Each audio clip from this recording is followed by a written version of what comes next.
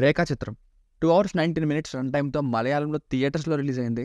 ఆసిఫ్ అలీ గారు హీరో కాబట్టి minimum guarantee ఉంటుందని లాస్ట్ వీక్ నుండి చూద్దాం అనుకుని ఇక ఇప్పటికీ పీవీఆర్లో సబ్ టైటిల్స్తోనే చూసా. ఇక చూశాక నాకైతే మన ఛానల్లో చాలా రోజులకి మళ్ళీ 3.5 రేటింగ్ ఇస్తున్న మూవీ గైస్ ఇది. నచ్చిందండి నాకైతే నో డౌట్ మీ అందరికీ కూడా తప్పకుండా నచ్చే ఒక decent engaging thriller with emotional ending అండి. తప్పకుండా తెలుగులో కూడా ఏదో ఒక రోజు ఓటీటీలో రిలీజ్ చేస్తారు. ట్విస్టులు టర్న్లో ఏముండవు, అలాగే స్టోరీ కూడా చాలా సింపుల్. టెంప్లెట్ అయితే ఎన్నో సినిమాల్లో లైక్ ఎస్జే సూర్య గారి వదంతి సిరీస్, కళ్యాణ్ రామ్ గారి 180 మూవీ, ఇలా కొన్ని మర్డర్ మిస్టరీ మూవీస్ చూసినట్టు సేమ్ ఒక డెడ్ బాడీ పోలీసులకు దొరకడం, అది ఎవరిది, ఎలా చనిపోయారన్న అదే ఫార్మాట్. కానీ క్రైమ్ని హిస్టరీలో షూట్ చేసిన 80s మలయాళం సినిమా షూటింగ్ బ్యాక్డ్రాప్ని, ఆ సెటప్, క్లూలెస్ ఇన్వెస్టిగేషన్, ఫ్లాష్ బ్యాక్ని కొంచెం కూడా గెస్ చేయలేని విధంగా సస్పెన్స్తో ఎంగేజింగ్ నరేషన్, మమ్ముట్టి గారి మూవీ షూటింగ్లో యంగ్ లుక్ని ఏదో రీక్రియేట్ చేయడం, ఆ విజువల్స్, బ్యాక్గ్రౌండ్ మ్యూజిక్ ఇవి ఎంగేజింగ్గా కూర్చోబెట్టి మంచి ఎక్స్పీరియన్స్ ఇచ్చిందండి.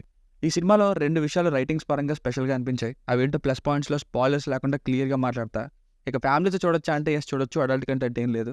బేసిక్ స్టోరీ లైన్ ఏంటంటే రాజేంద్రన్ అనే ఒక వ్యక్తి సడన్గా ఒక అడవిలోకి వెళ్ళి ఇక్కడ నేను కూర్చున్న చోట కొందరు వ్యక్తులతో కలిసి 1985లో అంటే 40 years బ్యాక్ ఒక డెడ్ బాడీని పాతిపెట్టామంటూ ఫేస్బుక్ లైవ్లో ఇదంతా చెప్పి అతన్ని తానే షూట్ చేసుకొని చనిపోతాడు.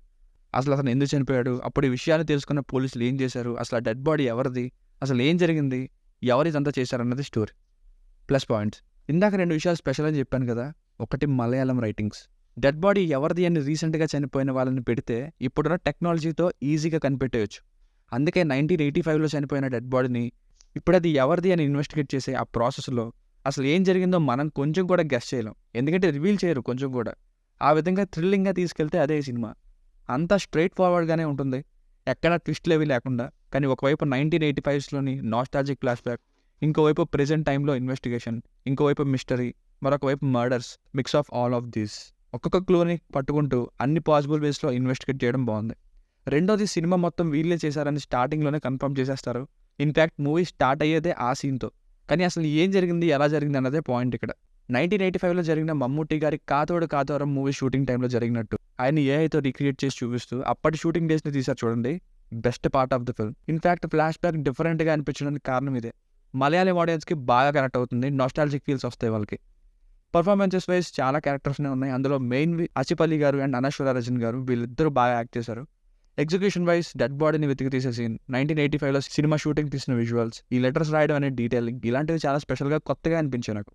బ్యాక్గ్రౌండ్ మ్యూజిక్ చాలా బాగుంది అండ్ మంచి కంటెంట్కి మంచి విజువల్స్ తోడైతేనే మనకి మంచి ఎక్స్పీరియన్స్ని ఇస్తుంది. సినిమాటోగ్రఫీ అంత మంచిగా ఉంది. మైనస్ పాయింట్స్, ఫస్ట్ హాఫ్ ఇంటర్వెల్కి ముందు కొంచెం ఒక అరగంట ఇన్వెస్టిగేషన్ అలా వెళ్తూ ఉంటుంది. ఏమీ పెద్దగా రివీల్ చేయకపోవడం వల్ల కాస్త ఇంకెంతసేపు చూపిస్తారు, పాయింట్కి రావచ్చు కదా అని అనిపించింది. ఇన్ఫ్యాక్ట్ ఇంటర్వెల్ కార్డు కూడా పడలేదు. 55 minutesకో 1 hourకో మూవీ ఆపేసి సెకండ్ హాఫ్ కంటిన్యూ చేశారు, ఒక చోట ఆపేశారు. మేబీ ఇంటర్వెల్ని పెట్టలేదేమో మరి. అలాగే హీరోని సస్పెండ్ చేసి మళ్ళీ తీసుకురావడం అనే పాయింట్, అది సినిమాకి పెద్దగా హెల్ప్ అవ్వలేదు అనిపించింది. 40 years ముందు తర్వాత అనే స్క్రీన్ ప్లేతో రన్ అవుతుంది. అప్పటి ఫేసెస్, పెద్దయ్యాక ఫేసెస్ ఎటువంటి పోలికలు ఉండవు ఎవరికి కూడా. ఇంకా అవి సినిమాటిక్ లిబర్టీస్ అనుకోవడమే. ఏ క్యారెక్టర్స్ ఎవరు అని కన్ఫ్యూజ్ అవ్వచ్చు కూడా. క్లైమాక్స్కి ఎమోషనల్ టచ్ ఇచ్చారు కానీ సినిమా అయితే ఒక 10 minutes ముందే అయిపోయిన ఫీలింగ్ వచ్చింది. జస్ట్ ఆ మెయిన్ క్యారెక్టర్కి ఒక మంచి ముగింపు కోసం అలా ఎక్స్టెండ్ చేసినట్టుగా అనిపించింది. సరిగ్గా కేసు కోసం హీరో ఇన్వెస్టిగేషన్ చేసిన దగ్గర సమయంలోనే మిగతా క్యారెక్టర్స్ క్లూని కనుక్కోవడానికి ట్రై చేసినట్టు, విషయాలు తెలుసుకున్నట్టు చూపిస్తుంటారు. ప్రూఫ్స్కి లీడ్ దొరికే విషయాల్ని మరింత క్లియర్గా, డీటెయిల్గా చూపించుంటే ఇంకా బాగున్నాను, ఎఫెక్టివ్గా.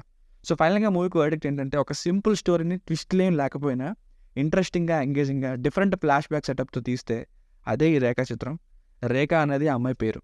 It's an interesting and engaging mix of crime, mystery and drama. దీనికి రేటింగ్ వచ్చేసి, ఇది నా ఒపీనియన్, 3.55. మీకు కనుక వర్క్ నచ్చినట్లయితే మరిన్ని రివ్యూస్ కోసం మన ఛానల్ని సబ్స్క్రైబ్ చేసుకోండి. Thank you.